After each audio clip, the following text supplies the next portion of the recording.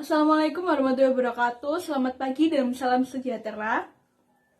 Hari ini adalah pertemuan kita belajar mengenai ekonomi bisnis. Sebelum memulai pelajaran pada hari ini, Ibu harap kalian berdoa terlebih dahulu. Bagaimana kabarnya kalian semua? Ibu harap kalian semua baik-baik saja. Tetap jaga kesehatan, gunakan masker kemana-mana.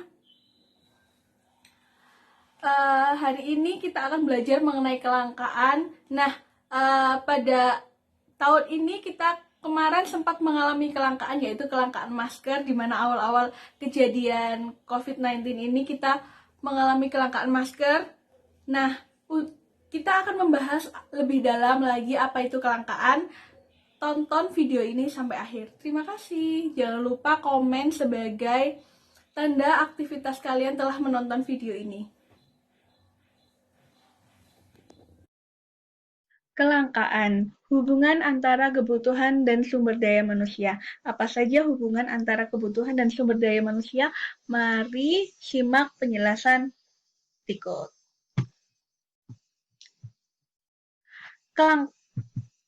Kelangkaan dalam ilmu ekonomi dapat diartikan sebagai bentuk kesenjangan antara sumber daya ekonomi yang terbatas dengan jumlah kebutuhan hidup manusia yang tidak terbatas.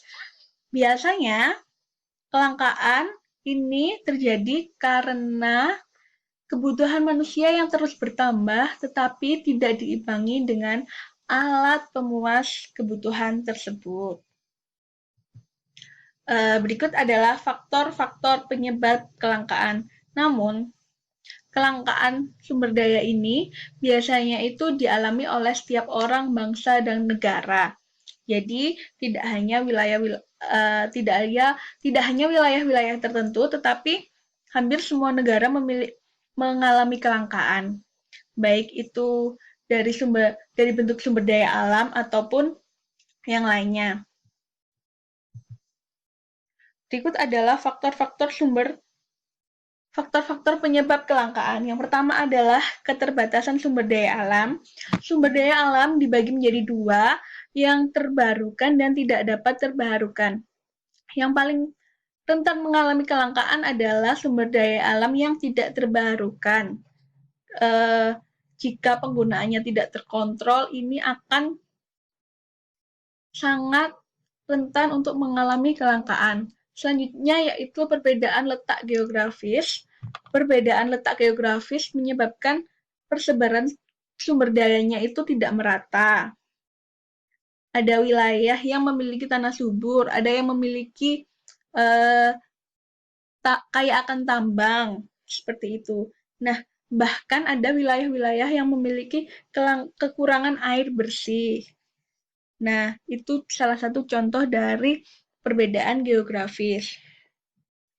Selanjutnya yaitu ketidakseimbangan pertumbuhan penduduk.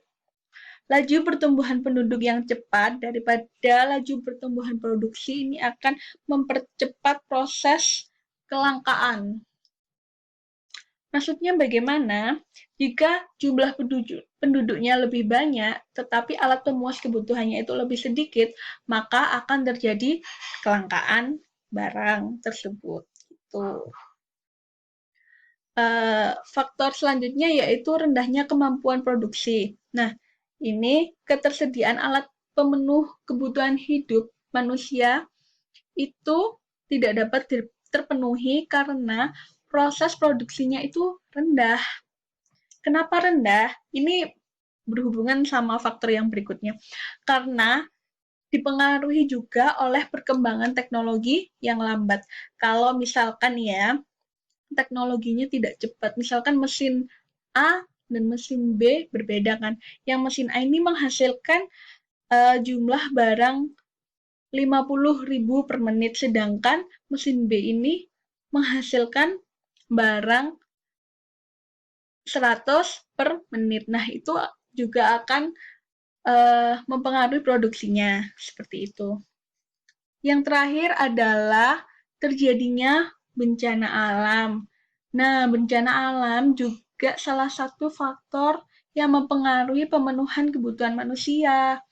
Contohnya banjir. Kalau banjir kan proses distribusi barang dan jasa itu terhambat ya. Jadi itu juga salah satu proses, maaf, maksud saya salah satu faktor kelangkaan gitu. Nah, untuk tugas hari ini cukup buat mind mapping mengenai materi kelangkaan. Jika ada yang ditanyakan, bisa ditanyakan melalui Google Classroom yang telah saya share, dan di situ juga ada petunjuk tentang tugasnya. Terima kasih. Persiapkan hari ini sebaik-baiknya untuk menghadapi hari esok. Jika ada pertanyaan, tulis saja di Google Classroom. Dan jika ingin langsung bertemu dengan saya, bisa berkunjung ke Instagram saya @yusimutiaverani. Terima kasih. Semangat belajar semuanya.